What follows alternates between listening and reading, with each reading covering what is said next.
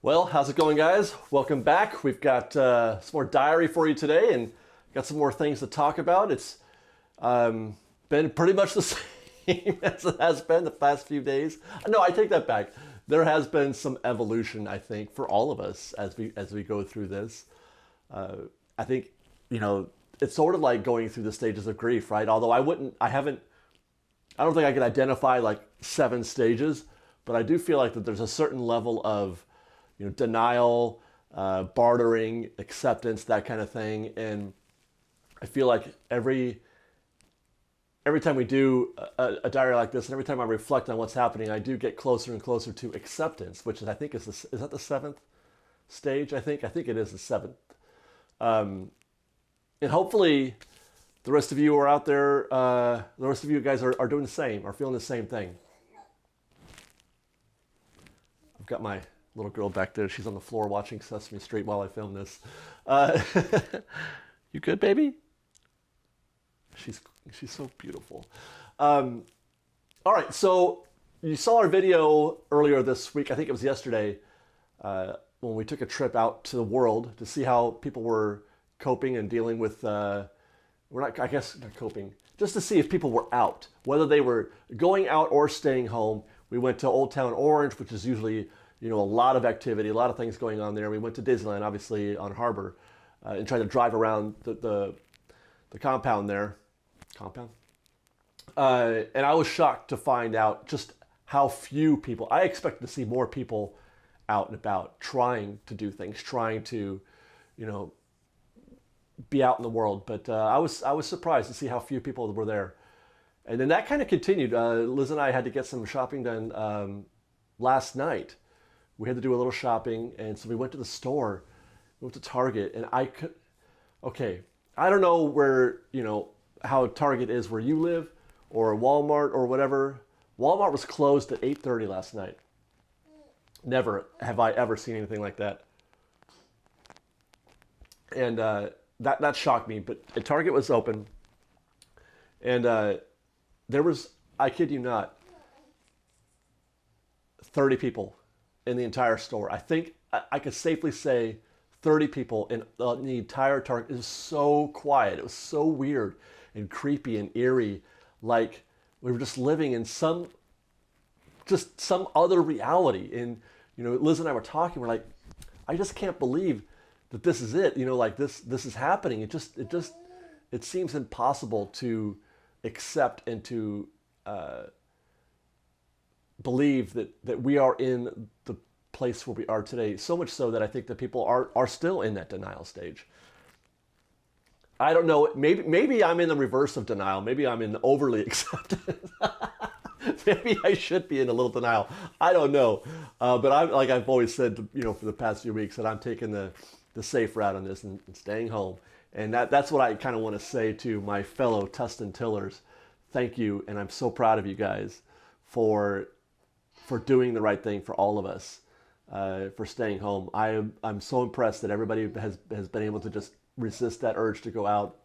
When I was getting my stuff bagged at Target, the clerk there said, do you need bags, or do you have your own bags? And I said, no, I have my own bags. And she said, okay, well, you're bagging them. I'm like, fine, good, no problem, no sweat, you got it. And she started to go into her sort of speech about why that is. And I said, look, I understand, I totally get it. You don't have to explain anything to me. What we're doing is not just to protect ourselves, but it's to protect you also. I wash my hands not so that I don't get it. Well, I am doing that. Not so that I don't get it, or but so that I kill it, so that I don't give it to you. And that's the whole argument that people were having with these other folks who were saying, I'm going to go live my life. I don't have any symptoms. I'm young, and I'm, indestructible. Nothing's going to happen to me. But what about the other guy? What about the other guy? You can still carry. You can not have symptoms and still carry and transmit. And that's one of the reasons why China was able to tackle this so quickly, is that they tested everybody. They tested everyone just so that they knew, and this is crucial, so they knew who did have it but didn't show a sign. And they could quarantine those folks. They could isolate those folks who normally would have thought, I'm fine, I'm going to go outside because I don't have any symptoms. That is why we do this. That is why we're self-isolating. That's why everybody has to self-isolate, because we don't know who has it. And you can't assume that you don't. One of the things I did notice actually when I was there is that product is starting to return to the shelves. Not everywhere, but there was bread, there was milk, there was water. Still no paper products. You still couldn't get like Clorox wipes, hand sanitizer, obviously. But it was promising, at least, to see that stuff was starting to return to the shelves a little bit. It's just a question of time. Some stuff gets delivered constantly, routinely, like milk and bread. That's why we see it on the shelves now, because they're delivered on a very regular basis, whereas other things, like one thing we couldn't find last night was Parmesan cheese. That cracked me up. I'm like, I can get a loaf of bread, I can get a gallon of milk, but I can't get Parmesan cheese. But I mean, obviously that's because they don't deliver Parmesan cheese every week or every couple days. Parmesan cheese is probably ordered once a month or even less than that. So it may take a little while for some of those ancillary stuff to get back to the shelves. But for now, you can't get Parmesan cheese. But I feel like it made me feel a little better. It gave me a little bit more peace, just knowing that there's going to be less panic and less worry about that kind of thing in the coming weeks. We're still worried about our health, obviously, but at least we probably don't have to worry about food. People panicked, no doubt about it. Everybody overreacted for sure. I've got so much top ramen and, well, not so much, but I've got, I got, just in case, I got a little bit of everything, just in case, not because I was afraid there was going to be an apocalypse, but afraid that there wouldn't be anything left for me that I needed when I needed it. So I got maybe 2 or 3 weeks worth of food. Okay, I know that this is getting boring talking about coronavirus. Let's talk about something else. You know what today is? Do you know what today is? Today is opening day for baseball. It would have been baseball's opening day.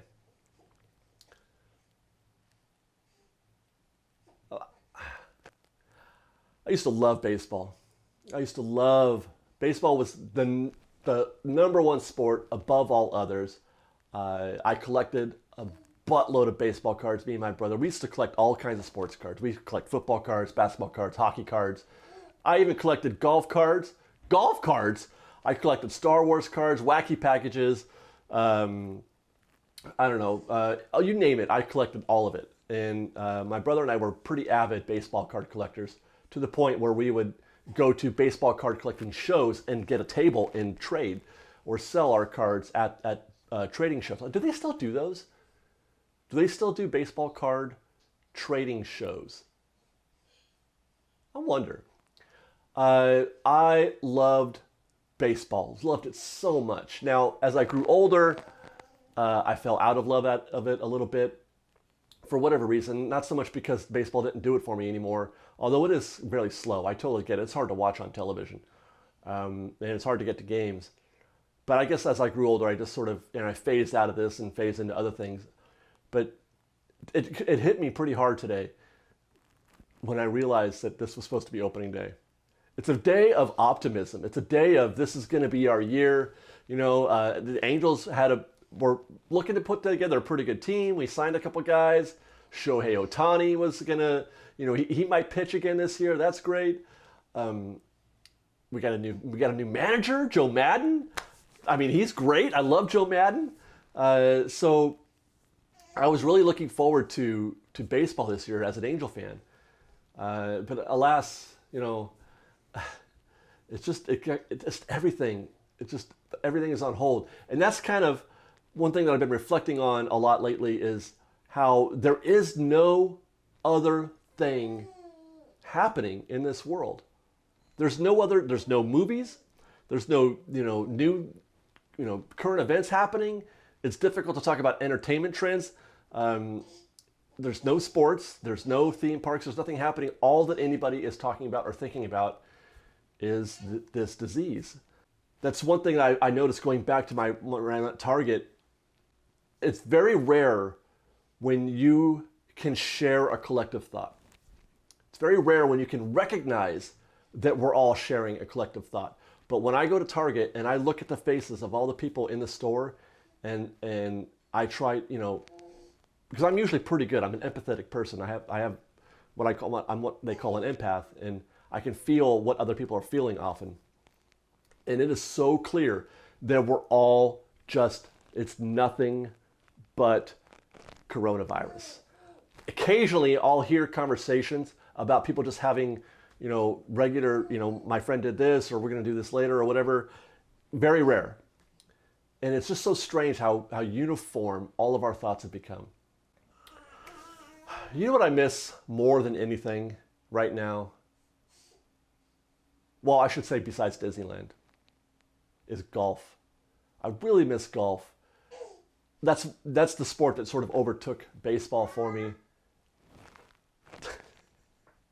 I love me some golf, and we haven't had a tournament in a couple weeks, and that was part of my editing ritual.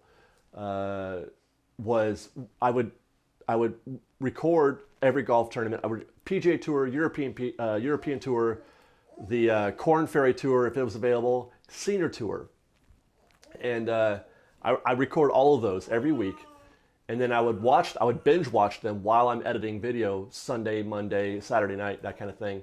I would binge watch all of them while editing the video, and it became a sort of like ritual for me. It became my process, because that's a thing that I can do. It's hard to edit video and watch TV unless it's something that I can watch without the sound on, because I wear headphones when I edit. So therefore the sound for the game also is through the headphones, and I can't do both. It's very difficult. They just signed a stimulus package, a $2 trillion stimulus package to help support the economy, to prop up the economy, to keep things going, I guess, or to keep businesses in business. And I'm really hoping that is going to find its way to small business. We were driving around again last night, and I couldn't tell you how many shops. Old Town Tustin is driven by local small business. There's so much small business here in Tustin, especially Old Town. There's so much small business, and I worry for them. I worry that they're not going to be, you know, that they have such fragile, support lines, as it were, that I feel like they're day to day, month to month. I don't feel like these guys can withstand a long-term closure. Little restaurants or, boutique shops, antique shops. There's a lot of that. Small coffee shops, privately owned, small businesses. How long can they sustain? And I sure hope that stimulus package reaches them and not just big business. And on that note, I know it's hard to do it right now because we can't go out, but please do support small business in your community just as soon as you can and as much as you can. Go out, and instead of buying a thing on Amazon or at Target or at Best Buy, go to a small business and try to buy it there if you can. I know it's difficult at times. Maybe it might even cost a little bit more, but so many of our communities are held together by small business, and nobody wants to live in a world like Wally. Do you want to live in a world like Wally where everything is owned by and large? I don't want to live in that world. But one of the dangers of this situation is that everything is going to be Amazonified, that it's so easy and so comfortable and it's so safe to buy a thing from Amazon rather than risk going outside. I get it. I totally get it. I've bought some stuff from Amazon too. I still do, because I have to. But when this is over, or as soon as it's reasonably possible, please go out and support small business. Go to your local hardware store, go to your local boutique shop, or food. Instead of going to fast food, we've got a couple places that sell hamburgers that are locally owned. I don't know how you do it wherever you are, in depending on where you live. There's a lot of, it's the same in every town, isn't it? It's just a question of scale. Even in New York City, there's all kinds of small business, local business in New York City. Well, anyway, guys, that's all I've got for you today. My little girl is calling for me. As a matter of fact, let's say hi to her. There she is. Sophia, do you want to say hi to Fresh Baked? Sophia says, support local businesses. Support small business. I love you guys. Yay! Thanks, Sophia. Those are very important things to say, and I'm sure that the whole world out there appreciates your input on that. Give me 5. Fresh Baked, I love you guys. Please be safe out there. Please wash your hands. Don't touch your face. Be kind to strangers. Maintain social distance. And stay calm, guys. We're gonna get through this all together, you and me and everyone, and little Sophia. Look at how beautiful she is. Are you looking at the camera, honey? She can see herself in the lens. She gets a little. She does this every time I put the camera on her. By the way, I've got a video coming out tomorrow, I think, of Sophia and I having a little playtime when we woke up the other morning that I hope you enjoy. And stay tuned also tonight for our live stream at 7 o'clock, as always. And until then, like I said, I love you guys. Stay well, be safe. We'll see you next time. Fresh Baked? Fresh Baked.